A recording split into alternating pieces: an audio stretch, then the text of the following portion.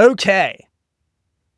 I hopped on the call this evening and I was like, Dan, I've got a hot take. And I kind of want to surprise you with it, but I'm afraid if I don't tell you what it is, that you won't have enough time to react. And you know, we won't be able to get into it the way that I feel like we should. I'm going to go ahead and throw something out there and I'm going to say, fuck the tablet on stage. Like, don't do it. Wow. And this is antithetical to pretty much everything that we've discussed up to this point. It is.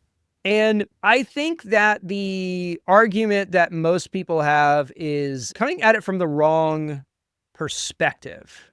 Okay.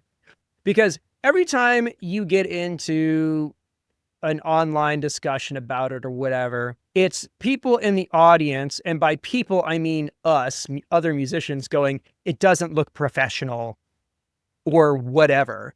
It's something where like, it's just dickhead musicians judging you for whatever. Yeah. And I don't think that that's the right way to look at it, because as long as I can remember, there has been some sort of device on stage that I was using to control something, whether it was track playback or chord charts or lyrics or my in-ear mix. A tablet on stage has just been a thing that's there. And with my, on stage setup, like I literally have a stand where it goes. It's like a part of that rig. Right. And as much as I like having control of things and having stuff at my fingertips, I've also mentioned that like, it feels like I'm kind of like behind a bunch of stuff. Like I'm in like this kind of like battle station. Right. And the separation can be a bit, I mean, you notice it. You just kind of, you kind of feel like you're behind some stuff. Yeah. Sometimes you break loose and step around it and whatever, and then home base is back behind it. I certainly have that experience. And so at this past gig, because of the way that things were set up, there was a tablet on stage, but for the first time in a long time, it wasn't in front of me. It was kind of there as a buffer. Like we had it up to do like mix adjustments during sound check, and lyrics were up on it. But this was the first gig that I've done. I'm kind of upset to even like try and remember how long it's been since I've been off book, but it's been a long time where I had to just pull stuff from my memory and just do it. And I'll be damned if I didn't enjoy the show like exponentially more because I just felt more connected. Right. There's been so many times where one of the guys or Amber was like, oh my gosh, did you see the da-da-da-da-da? And I'm like, wait, what? And it's just kind of like the running joke with Amber that she's like, you're not there at the show. And it's like, to be fair, I've got more, I'm looking at my guitar and I'm doing all these other things. And so I definitely just kind of like, sometimes you go into autopilot or you're focusing on other stuff and you just kind of miss what's happening. Yeah.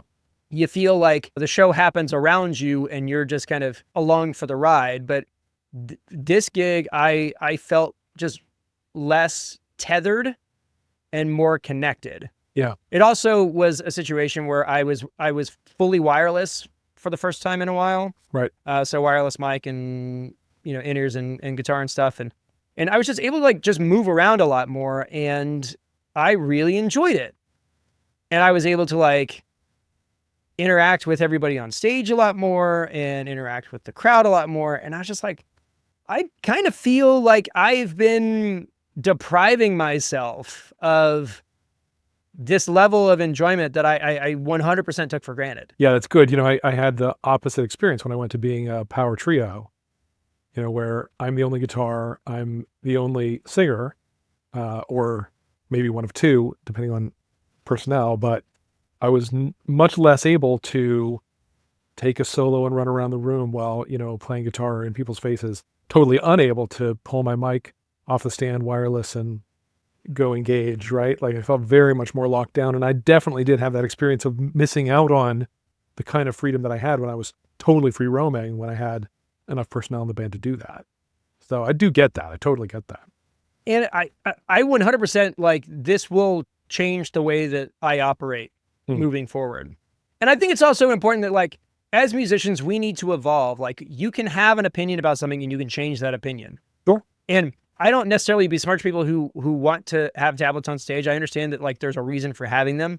I just came to the realization that not having one on stage allowed me more freedom to be present. And being present is something that I struggle with in general. And it just like, it made everything better. Yeah. And I think that's worth considering. And a lot of that can be just fear of like, well, I don't want to have a brain fart or, flub the lyrics. Like, that's kind of small potatoes when you like in the grand scheme of things. Like, Yeah. I think it's a worthy risk to feel like you are participating in your performance and maybe flub a guitar part or flub a lyric here and there. I don't think I have sung Just Like Heaven by The Cure without lyrics since like ever, like 0 times. Yeah. I think I've done it. I think I've done it without having the lyrics in front of me. And guess what? I was able to sing it without the lyrics. Mm-hmm. It was totally fine. It apparently had been in there all along, which, I think we kind of trick ourselves. And listen, you can go onto the YouTube channel and you can literally watch a video of me going, do not bring lyrics on stage. It will become a crutch and you will never memorize it. And then I completely ignore my own advice and do exactly that for literally 3 years. Right. So, chalk it up to whatever, but I can say that with certainty that I was wrong on this one. Okay. Not going to judge you. I'm not going to say I'll never have an iPad in front of me on stage ever again. But if I can help it, I'll leave it. I'll leave it home or put it somewhere else because I had so much fun this weekend and I liked it. And so let's see what going out there without a net feels like for a little bit. Yeah, that's great. I mean, I love throwing yourself a new challenge, that's worthy of the work it's going to take to get it implemented. May not take any work. Maybe all that stuff's in your muscle memory and you don't even know it. Muscle memory is an interesting way to put that because there were definitely some stuff that I clammed that I don't like. I have no explanation for. Like, not even like you don't have a chart or whatever. I totally forgot the little turnaround part of Let's Go Crazy that it's literally one of like my favorite parts. And just like for whatever reason, it just wasn't there. That's not a song that we normally have anything on anyway. I just, for whatever reason, just. Well, the point is there's stuff that you've been relying on memory prompt for that you're going to try and quit relying on it for. Yep. And that will probably take some work. It'll probably take some trial and error. But if the trade-off is that you're enjoying the show more and therefore undoubtedly the performance is coming across stronger, well, that sounds great. So if me saying that kind of bristles you a little bit or you kind of feel a way about it, I'm going to push back and challenge you to kind of think through it. What is it about that particular device or tool that you feel like you can't operate without? Is it just the fear of not being 100% accurate?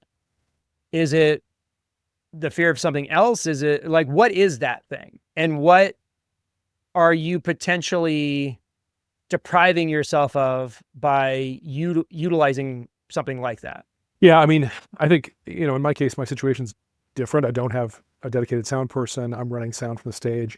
I don't have, because of that, I don't have playback controls elsewhere than me. All of that's happening off of my tablet too. And therefore, as a result, my lighting cues are all happening off of my tablet too. So I got a lot of things coming off of that device that are real time. Right. I'm automating them to the best of my ability, but at some point I got to have a button to hit play. Right. And in my current phase of things, I got to hit play once per song. So it's not like I can run off stage and do that in the wings and then come back. Right. So I could find a way, I'm sure, to automate that. People have done it.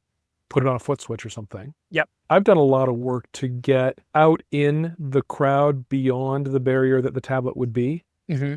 I've done a lot of work to be engaged and present and looking up, and only glancing down, we're headed into that bridge that I never quite remember the first couple chords of or something. However, I am also now driving mirrored screens for other band members. So I'm tapping forward through songs with my feet. Yeah. And that's tapping them forward on their screens too. Now, the case could be made that however good I am at not being crutched by the crutch of it, which the argument could be made, I'm kidding myself. Right. Am I enabling crutchiness among the rest of my band? Which, maybe. Yeah. I think it's fair to say there's no one right way for everyone. But, I get the appeal of going raw. Well, and would you agree that if you didn't have to manage all of those things yourself, that you would be able to be engaged in the show in a way that would be more enjoyable and less stressful for you? Oh, if I could, listen, just in terms of delegating that stuff, offloading that task set for me, 100%. Yeah. Absolutely. If I had somebody who could do all that for me, yeah, for sure. That wouldn't be about having a tablet or not. That would be about not having to, the mental load of all that stuff is just a lot while I'm also trying to perform. Right. But would that then free me up to say, all right, I know these songs. I can step away from that and not have it between me and my audience. Yeah, that's appealing for sure.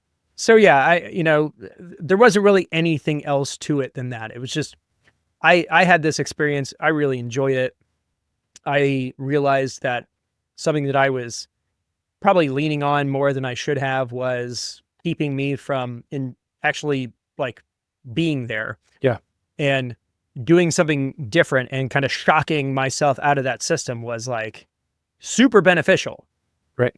And will 100% change the way that I do stuff. Because the other thing that I realize is that as much as we think that like, oh, I might need to adjust my levels or like, I don't do that. Right.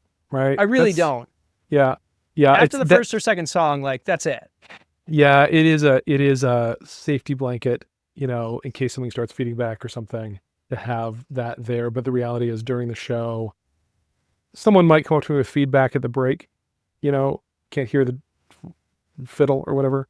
And then I might make a tweak or I might not. But yeah, I'm not riding the faders live while I play by any means. Right. That's pretty much it. Okay. All right. If this is something that like you've considered, or even something you've not considered, maybe consider it.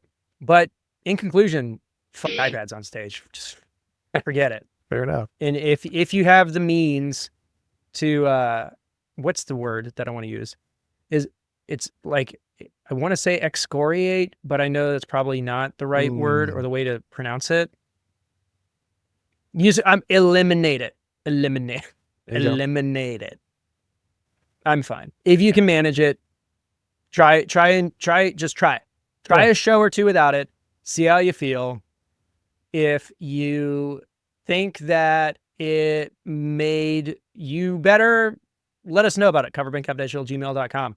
If you think that I'm an idiot, same email address, weirdly, same one. Yeah. You just let us know. And that's it. Okay. Like this gig, I don't know.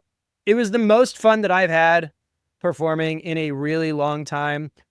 It helped that the vibes were good and everybody was like in a good mood and the food was good and we were treated well and like just lots of positivity, but just adding this one tweak to the whole thing, like just elevated it that much more. So I just wanted to talk about it. Yeah, it's great.